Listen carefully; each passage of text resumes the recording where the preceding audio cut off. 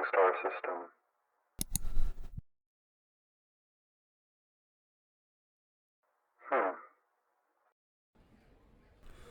Hey, I'm working on a game about space exploration, base development, and self-enlightenment. I'll be covering the first of those two today, but currently there's no self to enlighten, so I'll have to get back to that one once I've planned out the game's story. So what does making a space game entail? Well, it can be a lot of things, but I tried to keep it low since this is my first big project.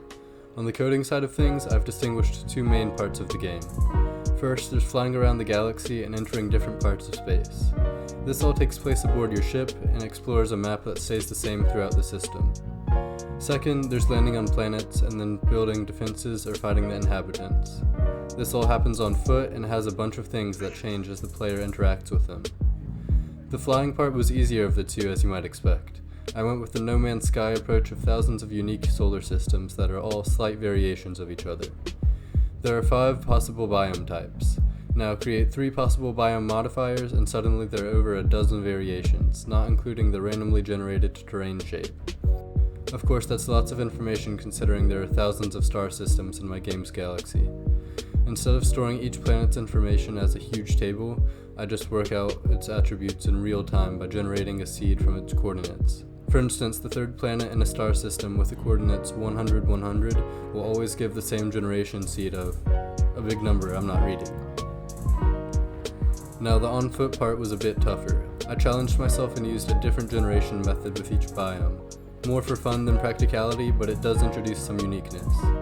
The desert planet uses A-star to create spiderwebbing ravines. The marsh uses a smoothing technique to get some smoother edges between land and water, as you would expect from a marsh. The volcanic planets use open simplex noise for what looks like rougher pieces of land. All cool things, but it was annoying to get them all to loop between their edges. Yeah, that's something I actually forgot to mention. Since planets are spheres, well actually mine are donuts, but the land eventually needs to repeat either way.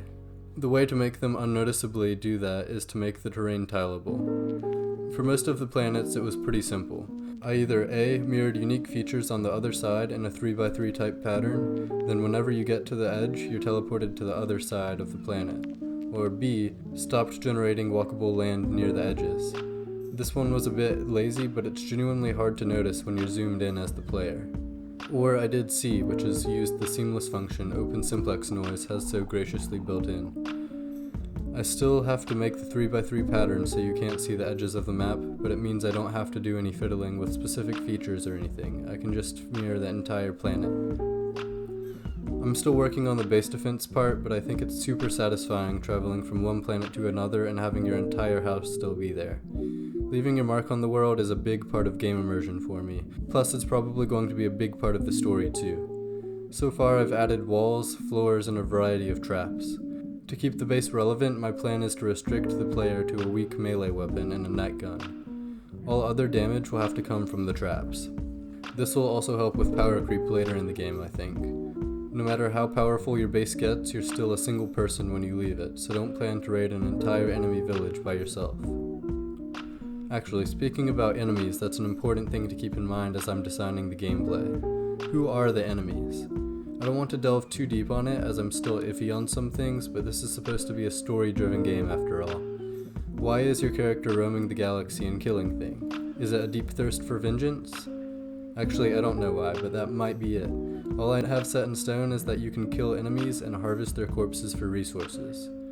That kind of makes things tough writing this. I have a basic outline for everything, but each time I try going deep into something, I realize I still have no idea what I'm doing with it. I guess that means I'm still open to suggestions at least. Okay, moving on. I don't know if you remember, but I specified the previous bit as the coding section. That's because I also happen to be the resident artist and composer. I want to preface the art section by saying I was lied to. People said pixel art was easy, and it's not. It took 10 iterations just to make this stupid pixel art guy look decent. And then I had to redraw it over 200 times for every way the character can move. Maybe these look similar to you, but each one has different shading to represent a limb moving or something, and that is not as intuitive as I was expecting. I also had to do some pretty funky stuff to let him attack while walking, but I'll have to save that for a more in-depth video. Apart from the animations, I've also used a ton of tile mapping over the course of the game. Every possible way the land can intersect has a tile, and then the engine connects them during planet generation. It has a neat effect, but man is it a lot of drawing. And then I still have a lot more to go. My only hope is it'll get more fun as I get better, and the art will be less monotonous as I finish up with the animations and move on to making items and stuff. I know earlier I said persistent structures is important for the game immersion, but I think a good soundtrack is even more important, especially in an ambient exploration game like mine. Right now the game sounds like this, and it's frankly depressing.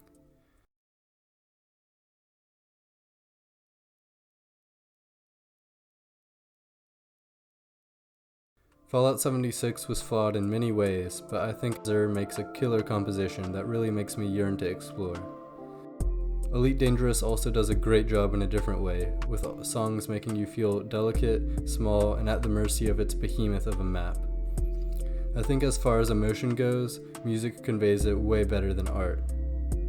Now, after pepping up music for an entire paragraph, this puts me in an awkward position of not actually being able to deliver. While I did compose for a visual novel I made a while ago, I don't think I can quite cut it for what I'm hoping for.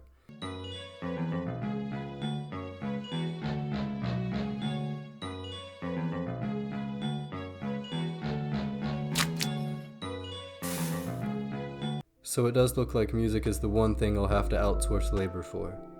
Which is fine by me. Music production sucks up tons of time anyways, so this will let me focus on things I'm better at and enjoy more. I know I bounced around a lot with this devlog, but that's because it's been 6 months since I started and I've done a lot of things. I wanted to kind of outline everything in this first video. Now that the stage is set, I plan to make more devlogs that can focus on specific design choices I've made or coding issues I've had to solve. So with that being said, thanks for watching and I hope you stick around.